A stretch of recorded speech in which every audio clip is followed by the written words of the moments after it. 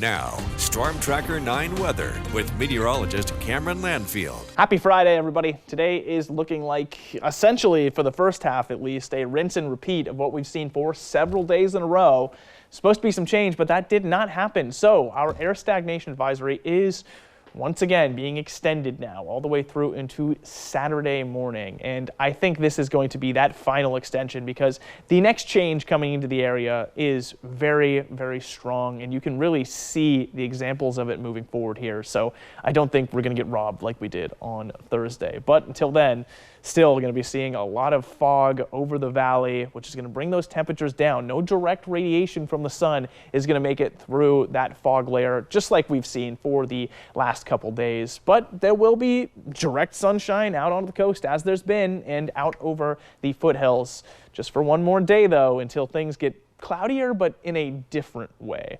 Now that brings me up to monthly temperatures, and here in the valley we've been seeing the mid to high 30s for the high temp over the last couple days.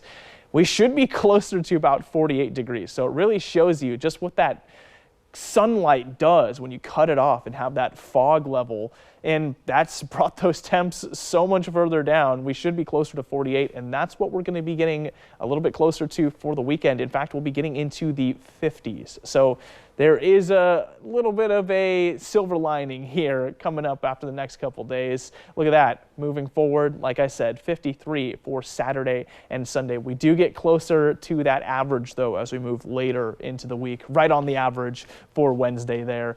However, I don't think we'll see another one of those freezing days. We don't have a big high pressure zone coming up again, so I don't think the fog is going to get stuck.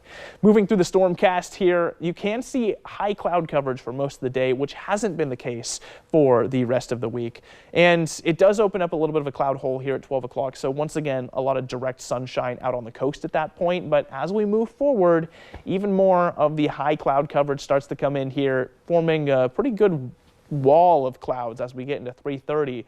And this is when you do notice the next big system coming on through. That wall of clouds is a part of it, and that's why we see some rainfall chances actually developing over the water later into the day. We will see some rainfall chances on the coastline coming up into the late evening, in fact. Now moving into the 7-day forecast, you'll see the change I was talking about here, a little bit warmer into Saturday and Sunday before we fall back down into Monday, Tuesday, and rainfall through Saturday, Sunday. Same thing for the Umpqua Basin.